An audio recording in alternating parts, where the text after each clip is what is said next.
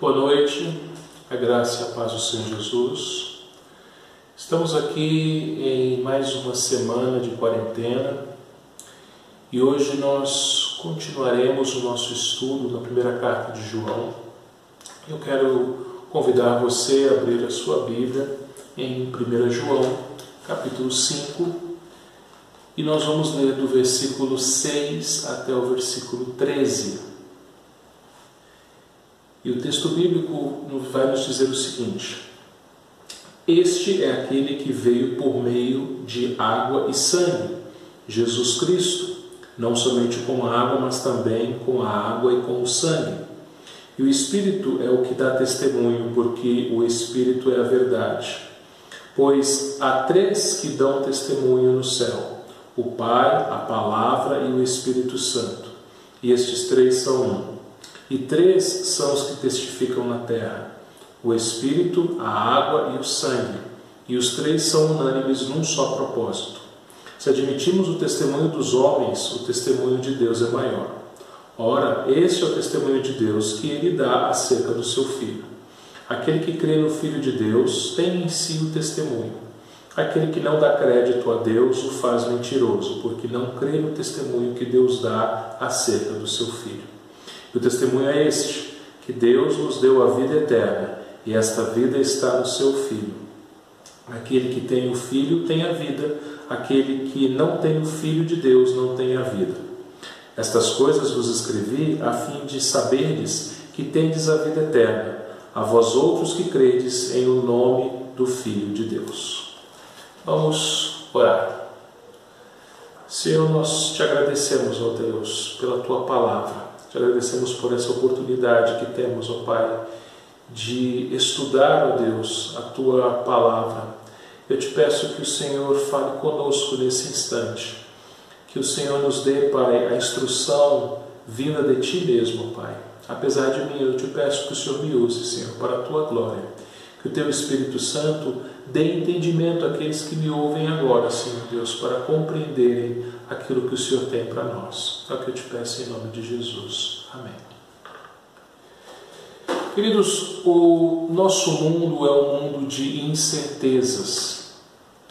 As pessoas, elas não creem numa verdade absoluta. Cada um tem a sua verdade. A verdade, ela é relativa. O homem sem Cristo, ele vai dizer que aquilo que é verdade para ele pode não ser verdade para você, e aquilo que é verdade para você pode não ser verdade para ele.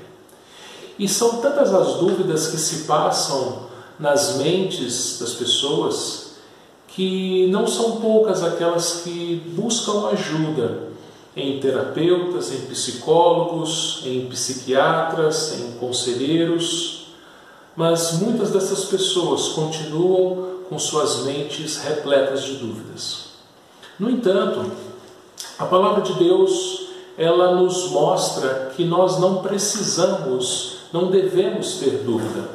Nesse mundo caído, nesse mundo sem Cristo, o cristianismo ele cai como uma bomba na nossa sociedade, porque o cristianismo ele oferece certezas. Nós sabemos aquilo que nós cremos. E a primeira carta que o apóstolo João escreveu, que é a carta que nós temos estudado já há algumas semanas, ela nos mostra algumas dessas certezas. Ela nos mostra aquilo que nós podemos saber. Por exemplo, em 1 João capítulo 2, versículo 3, vai dizer o seguinte: Ora, sabemos que o que temos conhecido por isto, se guardamos os seus mandamentos. Então, nós sabemos que conhecemos a Jesus se nós guardamos os seus mandamentos. Aqui no capítulo 2, versículos 5 e 6, ele ainda vai nos dizer o seguinte: Nisto sabemos que estamos nele. Aquele que diz que permanece nele, esse deve também andar assim como ele andou. O versículo 21 do capítulo 2 vai nos afirmar também o seguinte: Não vos escrevi porque não saibais a verdade, antes porque a sabeis, e porque mentira alguma jamais procede da verdade. Capítulo 3, versículo 5 vai nos dizer o seguinte: sabeis também que ele se manifestou para tirar os pecados, e nele não existe pecado. Ainda no capítulo 3, versículos 14 e 15, nós lemos: nós sabemos que já passamos da morte para a vida, porque amamos os irmãos. Aquele que não ama permanece na morte. Todo aquele que odeia a seu irmão é assassino. Ora, vós sabeis que todo assassino não tem vida eterna permanente em si. Capítulo 5, versículo 15, vai nos mostrar o seguinte: e se sabemos que ele nos ouve quanto ao que lhe pedimos, estamos certos de que obtemos os pedidos que lhe temos feito. E finalmente, dos versículos 18 ao 20, aqui do capítulo 5, sabemos que todo aquele que é nascido de Deus não vive em pecado. Antes, aquele que nasceu de Deus o guarda, e o maligno não o toca. Sabemos que somos de Deus e que o mundo inteiro jaz no maligno. Também sabemos que o Filho de Deus é vindo e nos tem dado entendimento para reconhecermos o verdadeiro. E estamos no verdadeiro, em seu Filho Jesus Cristo. Este é o verdadeiro Deus e a vida eterna. Então vejam, meus irmãos, nós sabemos que o Senhor nos ama, sabemos que Ele tem cuidado de nós, sabemos que Ele morreu por nós, sabemos que aquele que cumpre a sua palavra, que ama, tem a vida eterna. Nós temos muitas certezas apresentadas a nós na sua palavra.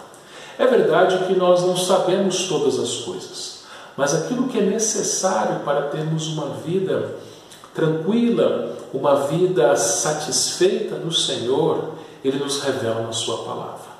E esse texto que nós lemos de 1 João 5, 6 a 13, ele vai nos dar também algumas certezas a respeito da nossa fé, certezas básicas, num período em que muitos têm incertezas, especialmente agora com relação a essa nova doença, a esse coronavírus. Muitas são as incertezas, muitas são as dúvidas a respeito da doença, a respeito do contágio, a respeito da própria quarentena e a respeito de curas ou vacinas. Nós temos certezas. A palavra de Deus nos dá certezas a respeito da nossa fé. É sobre esse tema que eu quero meditar com você nesse instante. E a primeira lição que nós aprendemos é que para nós termos essa certeza, porque Deus nos deu um testemunho triplo e confiável. Se você observar novamente o verso 6 em diante, ele vai nos dizer que este é aquele que veio por meio de água e sangue, Jesus Cristo, não somente com água, mas também com água e sangue. Nós sabemos que nós cremos no Salvador que é real, no Deus que desceu à terra e se encarnou, se tornou um homem real, que fez parte da história. A nossa história é dividida entre antes e depois de Cristo, porque Ele é um homem real, Ele pisou realmente nessa terra. E quando João nos fala que Jesus Cristo ele veio por meio de água e de sangue, João está se referindo aqui ao início e ao final do ministério de Cristo. No início do seu ministério, ele foi batizado com água. O seu batismo não foi um batismo para a remissão de pecados, tendo em vista que Jesus não peca, Jesus nunca pecou. Mas Jesus foi batizado para se identificar conosco, que somos pecadores. E ali, a partir dali, ele inicia o seu ministério. E nós vemos também que ele veio por meio de sangue, ou seja, na cruz do Calvário, ele derramou o seu precioso sangue para nos limpar, nos lavar de todo o nosso pecado. E ali ele conclui o seu ministério. Ao final no momento da sua crucificação, ele vai dizer: está consumado. ele cumpriu o seu ministério, ele cumpriu a sua missão.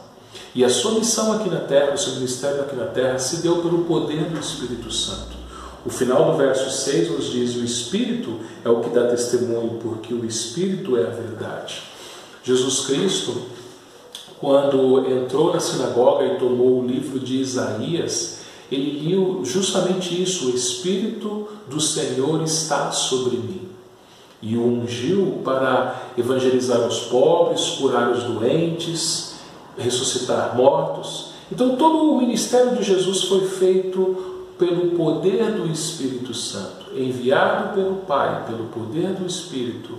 Jesus Cristo, ele cumpriu o seu ministério aqui na terra. E nós temos, como eu disse, um tríplice testemunho, tanto no céu como na terra. No céu, diz o versículo 7, nós temos o testemunho do Pai, da Palavra e do Espírito Santo. Antes da fundação do mundo, o Deus triuno, ele arquitetou o seu plano, ele fez o seu decreto. E no seu decreto nós lemos lá em Efésios capítulo 1, o Pai nos escolheu, nos adotou. Ao Filho foi dada a incumbência de expiar os nossos pecados. E o Espírito Santo recebeu a missão de aplicar a nós a obra do Senhor Jesus Cristo. E diz o texto que na terra nós temos três também, né? Os três são o Espírito, a água e o sangue. Mais uma vez nós vemos a obra do Senhor Jesus Cristo aqui na terra, o seu ministério, a água, o batismo, o sangue, a sua morte, pelo poder do Espírito Santo. E quando nós voltamos um pouquinho aqui no final do verso 7, quando fala que o testemunho no céu é do Pai, da palavra, que é Jesus Cristo, o Verbo encarnado, a palavra, né? E o Espírito Santo diz que estes três são. Ou seja, a obra de Deus, ela é feita por um Deus que subsiste em três pessoas e que concordam entre si. Os três são apenas um Deus e eles testemunham no céu. E na terra nós também temos o seu testemunho de que aquilo que nós cremos é verdade. No versículo 9 nós lemos: se admitimos o testemunho dos homens, o testemunho de Deus é maior. Ora, este é o testemunho de Deus que ele dá acerca de seu Filho. Então muitos homens deram testemunho a respeito do Filho de Deus. João foi um deles. João foi testemunha ocular. E ele escreve aqui a uma segunda geração de cristãos que não viram Jesus Cristo na terra. Nós também não vimos Jesus. Nós também não tivemos a oportunidade de ver Jesus aqui na terra. Mas nós cremos nele. Somos, como ele mesmo disse a Tomé, mais bem-aventurados aqueles que não viram e creram. Então nós podemos ter absoluta certeza no nosso Salvador e na sua obra, porque é o próprio Deus que nos dá essa certeza. O Deus triuno nos dá essa certeza.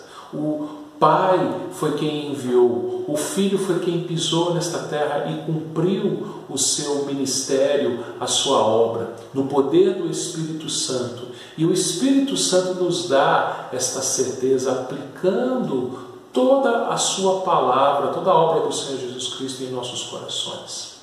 Sabendo disso, nós temos ainda uma segunda lição que esse texto nos apresenta, que nós temos certeza porque nós reagimos corretamente ao testemunho de Deus. Olha só o versículo 10.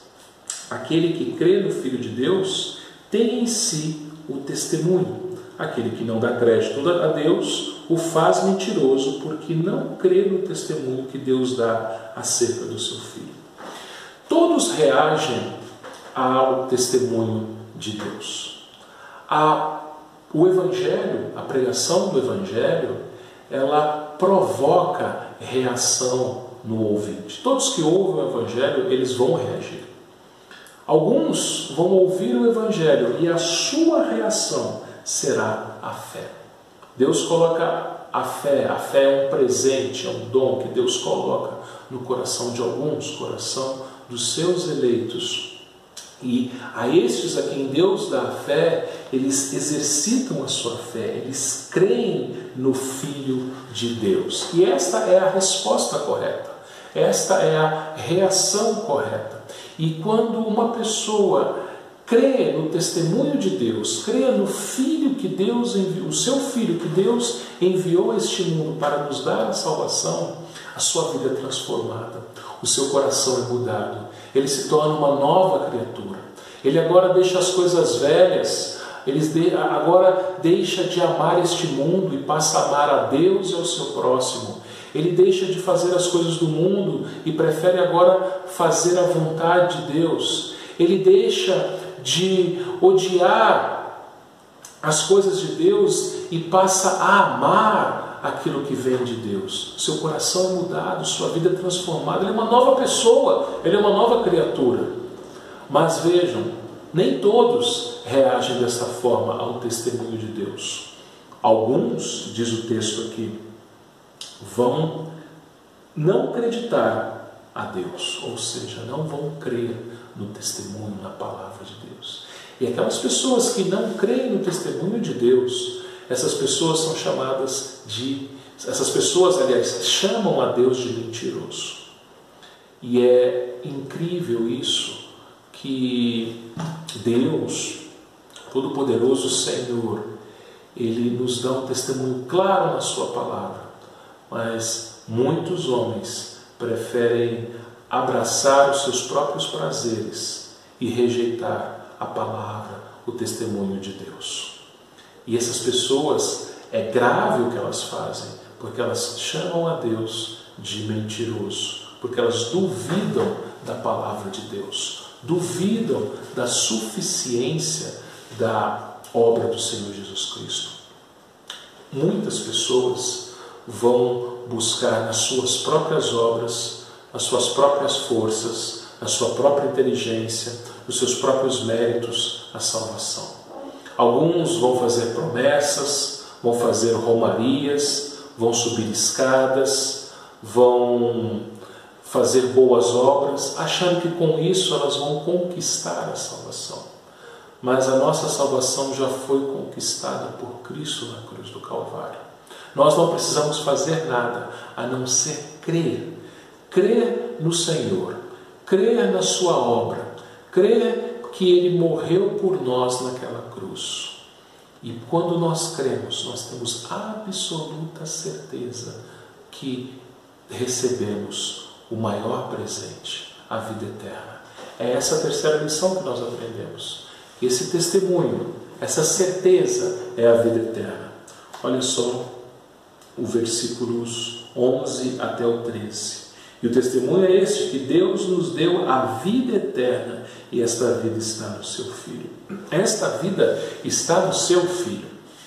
Ninguém tem vida eterna fora do Filho de Deus. Ninguém pode ir para o céu se não crer no Filho de Deus. É impossível isso.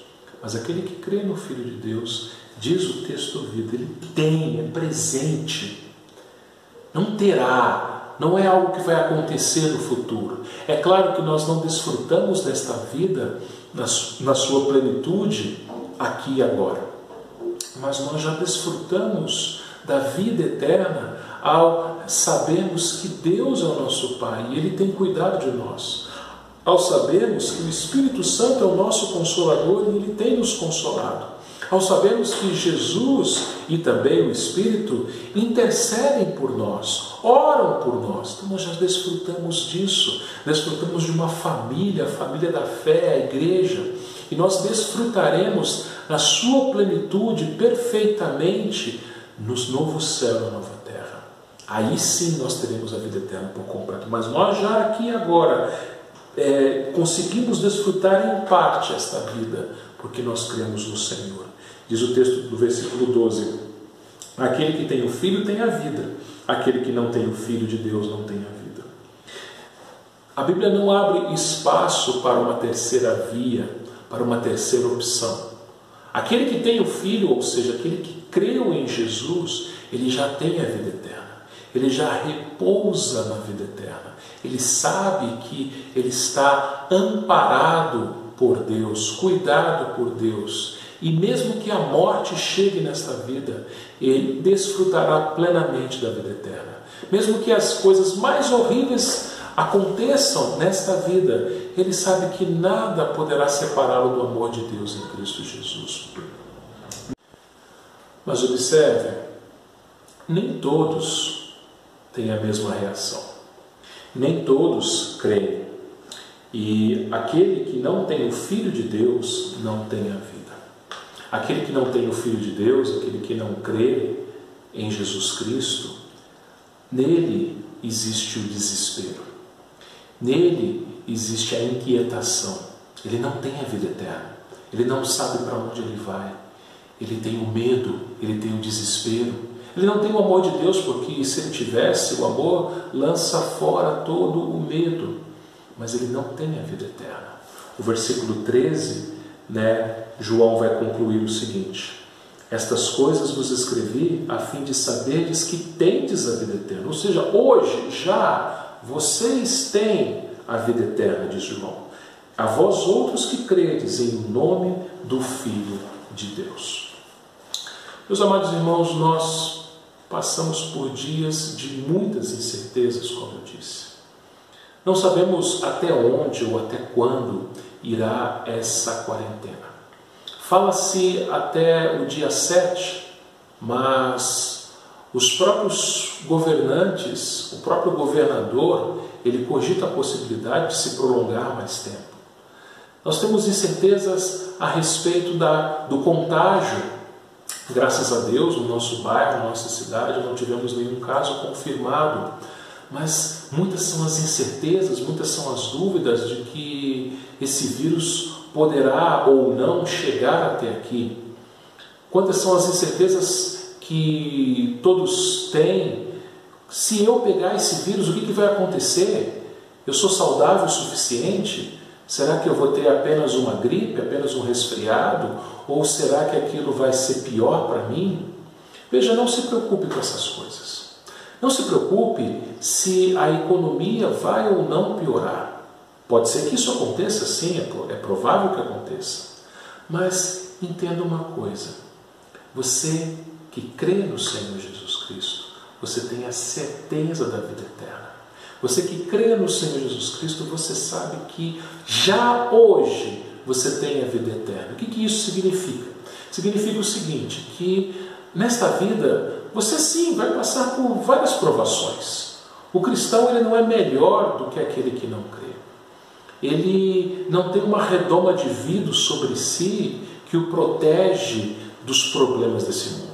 Cristão fica doente, cristão fica desempregado, cristão tem conta para pagar, cristão passa pelos mesmos problemas que um não cristão passa. Mas o cristão sabe que esta vida é passageira. O cristão sabe que ele tem algo depois, algo que ele já desfruta agora e desfrutará plenamente, totalmente depois na eternidade. Esse algo depois é a vida eterna. Ele sabe disso porque é Deus quem garante isso para ele. Veja, nós cremos não porque um pregador falou isso para a gente. Nós cremos não porque um homem pecador falou isso para a gente. A garantia da vida eterna não é um homem comum, um homem pecador que nos dá, mas a garantia da vida eterna é o próprio Deus que nos dá na sua palavra. O Pai, o Filho e o Espírito Santo nos dão garantia, certeza que nós temos em Cristo Jesus a vida eterna. Por isso, meus amados irmãos, possamos descansar. Descanse no Senhor. Não se preocupe, não tenha medo, não fique, como diz o nordestino, aperreado, preocupado. Saiba que o mundo e as coisas desse mundo irão passar. Saiba que esta pandemia vai passar. Saiba que os problemas econômicos vão passar. Saiba que as lutas políticas vão passar. Saiba que eu e você vamos passar nessa terra. Mas a palavra de Deus ela não passa, ela permanece eternamente. É a sua palavra que nos dá a certeza da nossa fé. Então descanse no Senhor, creia nele, descanse na sua palavra. Viva já nesse instante a vida eterna. Viva já o consolo que o Espírito te dá. Viva já o amor que o Pai tem por você em Cristo Jesus. Viva já a experiência de ter a intercessão do Filho de Deus e do Espírito por você. É por isso que não desfalecemos, porque o Senhor persevera por nós, Ele intercede por nós. Viva já a experiência, a alegria de fazer parte de uma família que não vai se acabar. A igreja permanece eternamente. Então, que isso seja um bálsamo, isso seja algo que traga paz, tranquilidade para o seu coração. A certeza no meio das incertezas que temos é que somos amados por Deus, fomos salvos pelo seu Filho e somos consolados pelo seu Espírito. Que Deus nos abençoe.